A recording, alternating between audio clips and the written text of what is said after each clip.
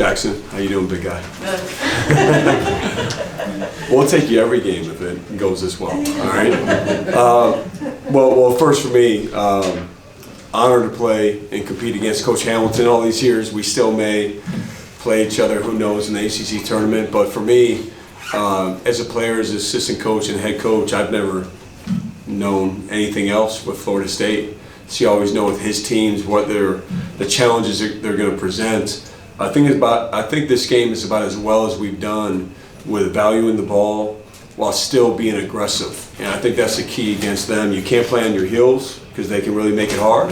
And you obviously can't be aggressive and just give them extra possessions. So credit to our guys.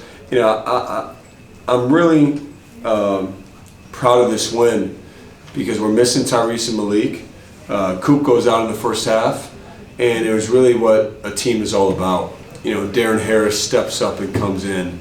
Mason Gillis in his minutes. You know, Isaiah starts and wasn't making shots really. I think we're used to him just making shots all the time, and then he stuck with it. He ends up being our leading scorer. Con Knipple, you know, Con ended up playing point guard for us. You know, just he led us in assists, no turnovers. So many guys stepped up, and that's what I'm most proud of. Kaman with a double-double, just a complete team win, you know, couldn't be more proud of these guys. Jon, this is the sixth win since the Clemson loss, and they're by a combined 190 points. None of them have been all that competitive in the second halves. Is this still a response to that, or is this something else and rolling at the right time? I think it's a response to just the evolution of the season. You know, for us, we really focus on making sure we're getting better each week, we're getting better every game, and the team has embraced it. And really in all the games that you mentioned, I think it's been a different way of winning while still having the sharing on offense and the competitiveness on defense, and that's been what's kept us going. And then the biggest thing from that Clemson game, we didn't get enough loose balls and rebounds, and consistently since then, that's been a big thing for us to come away with. Jon, what can you tell us about what Cooper was dealing with in the first half, and then how unique was it going through that half with him on the sideline? Yeah, well, obviously, if Cooper's staying down, you know something happened. You know, he doesn't stay down on the ground. And fortunately, we have an amazing setup. You know, our medical team did a great job.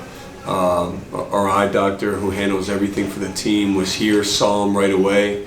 And fortunately, it wasn't anything with his eye itself. It was his eyelid. You know, he got bruised, basically. So once we felt, obviously we weren't going to risk anything, but once we saw and felt very confident that it wasn't something that could get worse, Cooper tested. He had some vision issues in the first half, but then tested it out, and he said he was good to go. So, and he was. So he wasn't lying. He was good, and we'll see. You know, the bruising tomorrow, of course, but you know, he's so tough, and his mom's yelling at him to rebound and defend if he's going back in the game. So I didn't really have to say a whole lot, but really glad he's okay. Jon, you went through your own eye issues with your career. That hit a little close to home for you? Yeah, right away. I mean, it just, I think as a basketball player, you don't think about injuring your eye. That doesn't cross your mind. And so I think Cooper, I've never seen him look scared. I thought he was scared at first, rightfully so, because you don't know how serious, is it permanent, is it not? And so I was really relieved when the medical team shared the news, because I was really nervous, you know, about him. Hey, Coach. So Darren's grown a lot from the beginning of the season to now. Can you talk a little bit about the biggest developments that you've seen with him and kind of the biggest things that you've been working on to get him to where he can step up like he did tonight? Yeah, you know what? For me, it starts with his attitude. You know, Darren has been. I think it's a fine line. You don't want somebody to be content with not playing. That's not what I want. But you also want them to understand it's a process and attack the areas of how to get better every day. And Darren's been an awesome guy to coach. You know, you guys don't get a chance to see it all the time, but I do, and we do as a staff, and the work he does every day.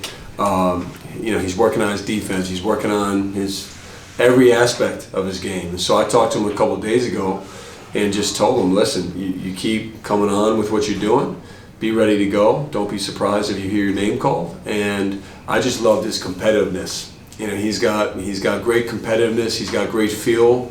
He's going to be a really good player for us. And you know, I was happy for him that he could have that moment tonight. John, hey, over here. I want to circle back to something you said earlier about bagging the ball. Did you never turn over the first half? Yeah. 0. Right. And 4 for the game. I think a couple of those were charges. Right. Could you talk about? I mean, no turnovers in half in an ACC game is just off the charts good. And especially against them. And it's, you know, as a coach, you feel fortunate when you're messaging and the things you emphasize. You know, we try to emphasize if we do 2 or 3 things going into the game, you know, we feel that we can be in a great position to get a win. And valuing the ball in this game was, you know, a big thing. I mean, they're as good as anybody, you know, turning you over and standing you up. And so I looked at the box at halftime. I couldn't believe it was 12-0. I mean, that doesn't happen against them. But it's the multiple ball handlers in our team and the strength to play through contact. Coach, talk about Spencer Hubbard. Just how neat was that to see that 3 go in? I mean, that might be his last break at Duke, and what kind of impact has he had? And just how neat is it that he keeps the crowd in the game all the way to the end? I mean, the level of excitement there. Well, you know, I think he's got like a red shirt or a COVID year. I think he's got. I think we can find a way to get him back. No, he's. I love Spencer, man, and our guys, the way they respond to him. The thing is, Spencer can really play. He can really play. So at the end, you know, I feel like I'm not surprised at all when he makes those plays and hits the 3. But to see the crowd respond to him that way, to see a guy that's been here for 5 years. Blood, sweat, and tears, practice every day, growing up. That's what college is all about. That's what this program has been about. And so I was really happy that Spencer could follow up what he did in the Garden to do it in front of our fans at home tonight. That was a special thing. All right, last one right here. Coach, you've talked a lot about Isaiah this year and his progress and his journey.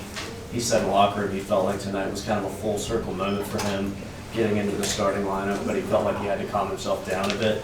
Can you just kind of speak to how proud you were of him and what you saw from him tonight? Yeah, you know what, with Isaiah, I love his journey we're on together. You know, we had very heartfelt, honest conversations ever since we recruited him to right before he got here to the process in the fall when I felt like, you know, he had some jumps to make to get in the rotation more. And, you know, I talked about Darren earlier, but for Isaiah, just to have amazing self-belief and confidence while also being incredibly coachable. You know, he's grown so much this year. You know, the scoring and shooting, you know, he's always had that. But to do it efficiently at this level, to defend, to understand rotations, he's been in the gym at 6 in the morning, late at night. Like he grinds, and he's obsessed with this.